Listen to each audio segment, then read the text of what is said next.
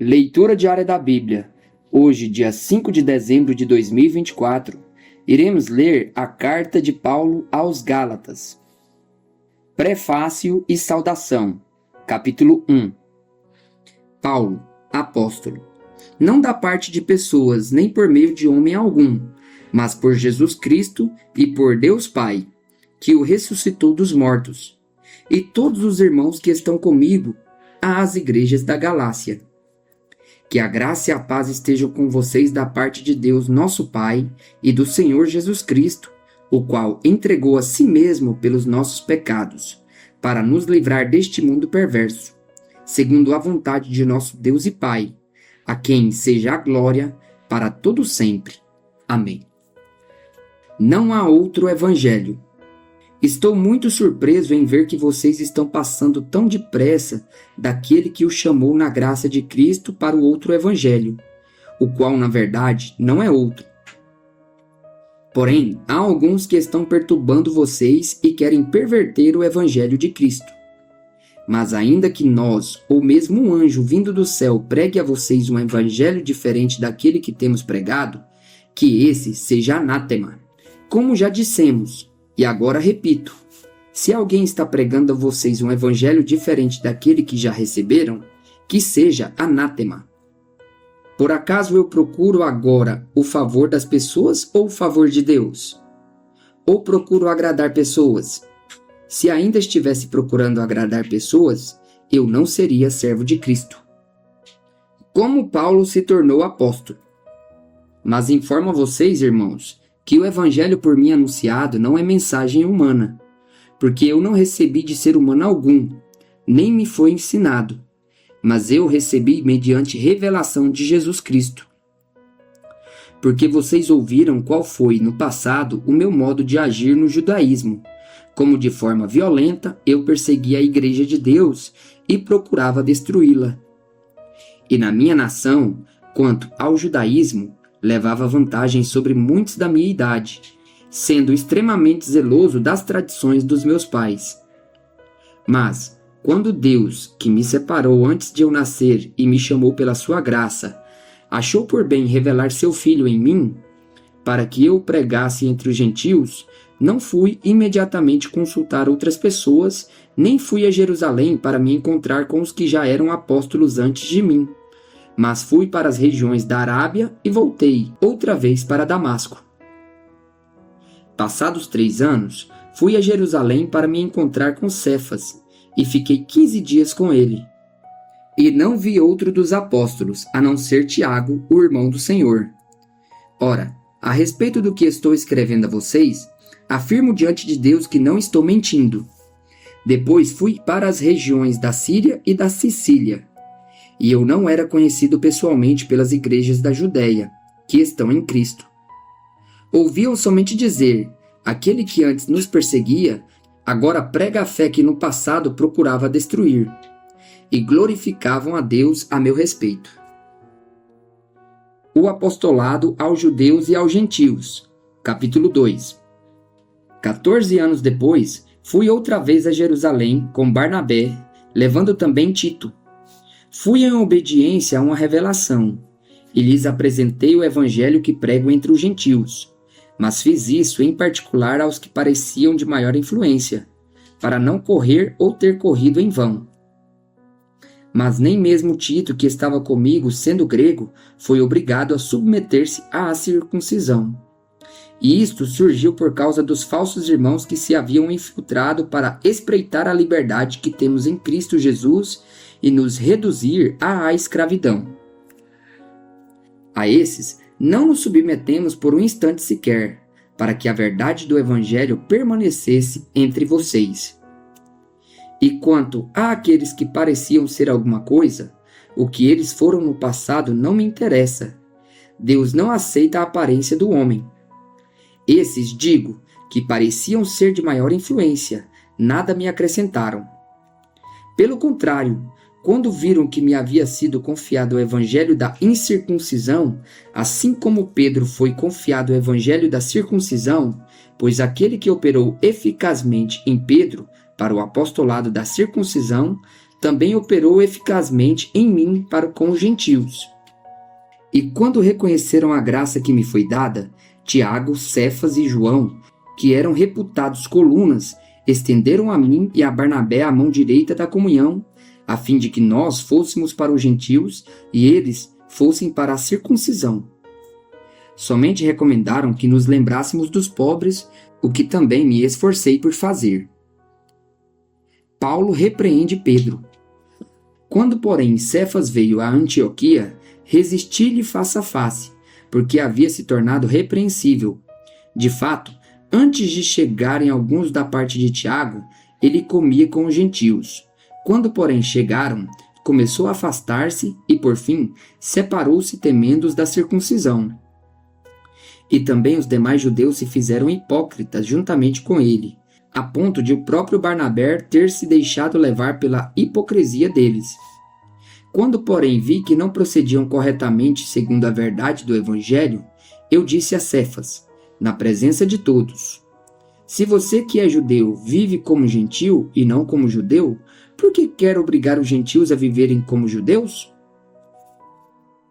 A justificação pela fé em Cristo Jesus.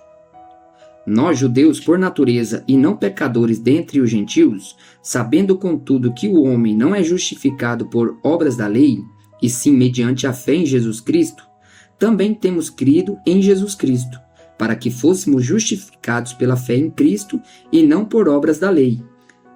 Pois por obras da lei ninguém será justificado. Mas se nós, procurando ser justificados em Cristo, fomos também achados pecadores, será que isto significa que Cristo é ministro do pecado? De modo nenhum. Porque se volto a edificar aquilo que destruí, a mim mesmo constituo transgressor. Porque eu, mediante a própria lei, morri para a lei, a fim de viver para Deus. Estou crucificado com Cristo. Logo, já não sou eu quem vive, mas Cristo vive em mim. E esse viver que agora tenho na carne, vivo pela fé no Filho de Deus, que me amou e se entregou por mim. Não anulo a graça de Deus, pois se a justiça é mediante a lei, segue-se que Cristo morreu em vão. Paulo apela para a experiência dos Gálatas. Capítulo 3. Ó Gálatas insensatos, quem foi que os enfeitiçou? Não diante dos olhos de vocês que Jesus Cristo foi exposto como crucificado? Quero apenas saber isto. Vocês receberam o Espírito pelas obras da lei ou pela pregação da fé? Será que vocês são tão insensatos que, tendo começado no Espírito, agora querem se aperfeiçoar na carne? Será que vocês sofreram tantas coisas em vão? Se é que na verdade foram em vão. Aquele que lhes concede o Espírito e que opera milagres entre vocês, será que ele o faz pelas obras da lei ou pela pregação da fé? O exemplo de Abraão. É o caso de Abraão, que creu em Deus, e isso lhe foi atribuído para a justiça. Saibam, portanto, que os que têm fé é que são filhos de Abraão. Ora, tendo a Escritura previsto que Deus justificaria os gentios pela fé, preanunciou o Evangelho a Abraão, dizendo: em você serão abençoados todos os povos. De modo que os que têm fé são abençoados com o crente Abraão. Pois todos os que são das obras da lei estão debaixo de maldição. Porque está escrito: maldito todo aquele que não permanece em todas as coisas escritas no livro da lei, para praticá-las. E é evidente que pela lei ninguém é justificado diante de Deus, porque o justo viverá pela fé. Ora, a lei não procede da fé, mas aquele que observar os seus preceitos, por ela viverá. Cristo nos resgatou da maldição da lei, fazendo-se ele próprio maldição em nosso lugar. Porque está escrito: maldito todo aquele que for pendurado em madeiro, para que a bênção de Abraão chegasse aos gentios em Cristo Jesus, a fim de que recebêssemos pela fé o Espírito prometido. A lei não pode invalidar a promessa. Irmãos, falo em termos humanos. Ainda que uma aliança seja meramente humana, uma vez ratificada, ninguém a revoga ou lhe acrescenta coisa alguma. Ora, as promessas foram feitas a Abraão e ao seu descendente. Não diz: e aos descendentes, como falando de muitos, porém como falando de um só, e ao seu descendente que é Cristo. E digo isto: uma aliança já anteriormente confirmada por Deus não pode ser revogada pela lei, que veio 430 anos depois, a ponto de anular a promessa.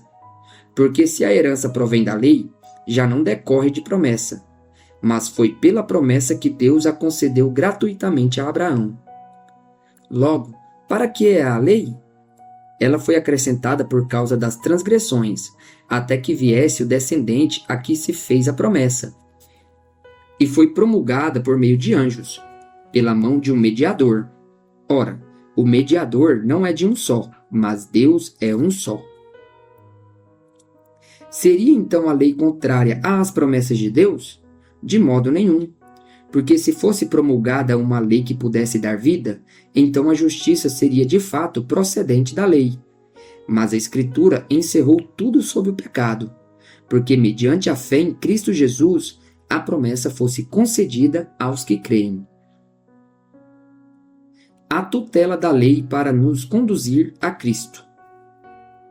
Mas antes que viesse a fé, estávamos sob a tutela da lei e nela encerrados para essa fé que no futuro haveria de ser revelada. De maneira que a lei se tornou nosso guardião para nos conduzir a Cristo, a fim de que fôssemos justificados pela fé. Mas agora que veio a fé, já não permanecemos subordinados ao guardião, pois todos vocês são filhos de Deus mediante a fé em Cristo Jesus. Porque todos vocês que foram batizados em Cristo, de Cristo se revestiram. Assim sendo, não pode haver judeu nem grego, nem escravo nem liberto, nem homem nem mulher, porque todos vocês são um em Cristo. Porque todos vocês são um em Cristo Jesus. E se vocês são de Cristo, são também descendentes de Abraão e herdeiros, segundo a promessa. A nossa filiação em Cristo. Capítulo 4. Digo, porém, o seguinte: durante o tempo em que o herdeiro é menor de idade, em nada difere de um escravo, mesmo sendo senhor de tudo, mas está sob tutores e curadores até o tempo predeterminado pelo Pai. Assim também nós, quando éramos menores, estávamos escravizados aos rudimentos do mundo. Mas quando chegou a plenitude do tempo, Deus enviou o seu Filho, nascido de mulher, nascido sob a lei, para resgatar os que estavam sob a lei, a fim de que recebêssemos a adoção de filhos. E porque vocês são filhos, Deus enviou o Espírito de seu Filho ao nosso coração, e esse Espírito clama: Abba, Pai. Assim você já não é mais escravo, porém filho, e sendo filho, também é herdeiro por Deus. A preocupação de Paulo pelos Gálatas. Mas no passado, quando não conheciam a Deus, vocês eram escravos de deuses que por natureza não são deuses. Mas agora que vocês conhecem a Deus, ou melhor, agora que vocês são conhecidos por Deus, como é que estão voltando outra vez aos rudimentos fracos e pobres, aos quais de novo querem servir como escravos? Vocês guardam dias, meses, tempos e anos. Receio que o meu trabalho por vocês tenha sido em vão. Sejam como eu sou, porque também eu sou como vocês. Isto é o que lhes peço, irmãos. Vocês não me ofenderam em nada. E vocês sabem que eu lhes preguei o Evangelho a primeira vez por causa de uma enfermidade física. E por mais que a minha enfermidade na carne lhes tenha sido uma provação, vocês não me trataram com desprezo nem desgosto. Pelo contrário, me receberam como um anjo de Deus, como o próprio Cristo Jesus. O que aconteceu com a felicidade que vocês tinham? Porque posso dar testemunho de que, se fosse possível, vocês teriam arrancado os próprios olhos para me dar. Será que, por dizer a verdade, me tornei inimigo de vocês? Esses que se mostraram tão zelosos em relação a vocês não estão sendo sinceros. O que eles querem é afastar vocês de mim, para que vocês se interessem por eles. É bom ser sempre zeloso pelo bem e não apenas quando estou com vocês. Meus filhos, por quem de novo estou sofrendo as dores de parto, até que Cristo seja formado em vocês. Bem que eu gostaria de estar agora aí com vocês e falar em outro tom de voz, porque estou perplexo com vocês. Sara e Agar, alegoria das duas alianças.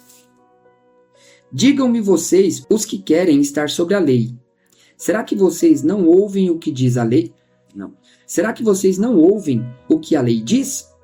Pois está escrito que Abraão teve 2 filhos, um da mulher escrava e outro da mulher livre. O filho da escrava nasceu segundo a carne. O filho da mulher livre nasceu mediante a promessa.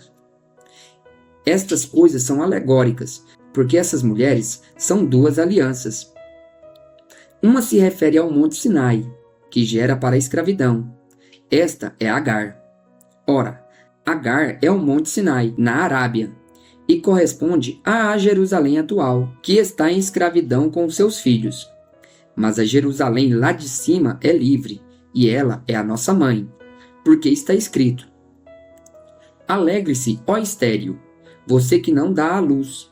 Exulte e grite, você que não sente dores de parto, porque os filhos da mulher abandonada são mais numerosos do que os filhos da que tem marido. Mas vocês, irmãos, são filhos da promessa como Isaque.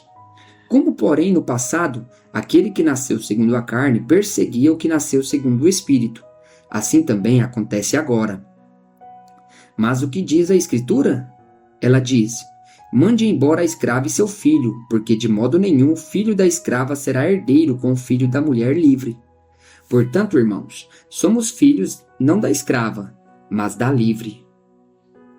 A liberdade cristã, capítulo 5. Para a liberdade foi que Cristo nos libertou. Por isso, permaneçam firmes e não se submetam, de novo, a jugo de escravidão. Eu, Paulo, lhes digo que, se vocês se deixarem circuncidar, Cristo não terá valor nenhum para vocês. De novo, testifico a todo homem que se deixa circuncidar que o mesmo está obrigado a guardar toda a lei. Vocês que procuram justificar-se pela lei estão separados de Cristo. Vocês caíram da graça de Deus, porque nós, pelo Espírito, aguardamos a esperança da justiça que provém da fé. Porque em Cristo Jesus, nem a circuncisão, nem a incircuncisão tem valor algum, mas a fé que atua pelo amor. Vocês vinham correndo bem. Quem foi que os impediu de continuar a obedecer à verdade? Esta persuasão não vem daquele que os chamou. Um pouco de fermento leveda toda a massa. Tenho confiança no Senhor de que vocês não mudarão a sua forma de pensar. Mas aquele que está perturbando vocês, seja ele quem for, sofrerá a condenação. Mas, irmãos, se ainda prego a circuncisão, por que continuo sendo perseguido? Nesse caso, estaria defeito o escândalo da cruz. Quem dera até se mutilassem aqueles que estão perturbando vocês. A liberdade é limitada pelo amor. Porque vocês, irmãos, foram chamados à liberdade. Mas não usem a liberdade para dar ocasião à carne. Pelo contrário, sejam servos uns dos outros pelo amor. Porque toda a lei se cumpre em um só preceito, a saber, ame o seu próximo como a você mesmo. Mas se vocês ficam mordendo e devorando uns aos outros, tenham cuidado para que não sejam mutuamente destruídos. As obras da carne e o fruto do Espírito.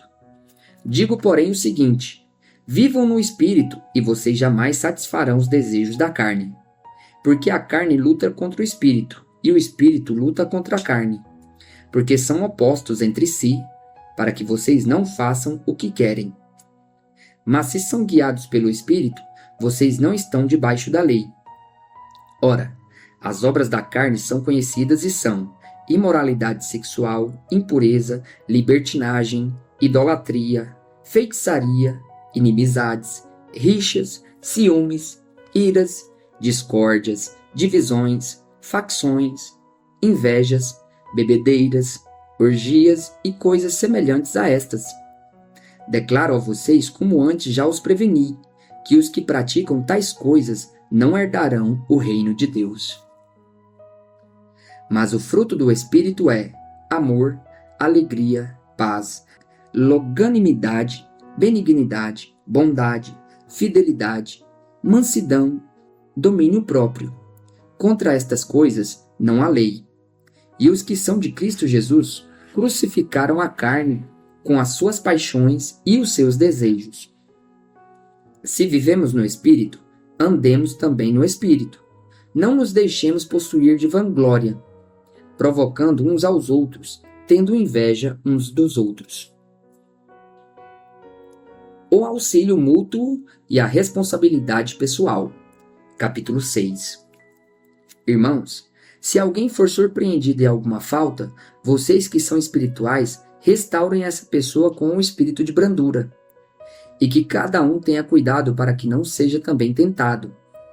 Levem as cargas uns dos outros, e assim estarão cumprindo a lei de Cristo. Porque se alguém julga ser alguma coisa, não sendo nada, engana a si mesmo. Mas que cada um examine o seu próprio modo de agir, e então terá motivo de gloriar-se unicamente em si e não em outro. Porque cada um levará o seu próprio fardo. O que a pessoa semear, isso também colherá. Mas aquele que está sendo instruído na palavra, compartilhe todas as coisas boas com aquele que o instrui. Não se enganem, de Deus não se zomba, pois aquilo que a pessoa semear, isso também colherá. Quem semeia para a sua própria carne, da carne colherá corrupção. Mas quem semeia para o Espírito, do Espírito colherá a vida eterna.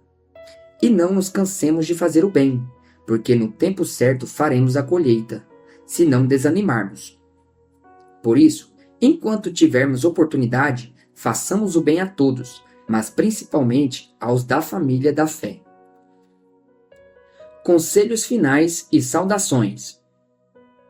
Vejam com que letras grandes escrevi a vocês de próprio punho. Todos os que querem ostentar-se na carne, esses querem obrigar vocês a se deixarem circuncidar. E agem assim somente para não serem perseguidos por causa da cruz de Cristo. Pois nem mesmo os que se deixam circuncidar guardam a lei, mas querem apenas que vocês se submetam à circuncisão para que eles possam se gloriar na carne de vocês. Mas longe de mim gloriar-me, senão na cruz de nosso Senhor Jesus Cristo, pela qual o mundo está crucificado para mim e eu estou crucificado para o mundo. Pois nem a circuncisão é coisa alguma, nem a incircuncisão, mas o ser nova criatura. E a todos os que andarem em conformidade com esta regra, paz e misericórdia sejam sobre eles e sobre o Israel de Deus. Quanto ao mais, ninguém me moleste, porque eu trago no corpo as marcas de Jesus. Bênção. A graça de nosso Senhor Jesus Cristo esteja com o espírito de vocês, irmãos. Amém.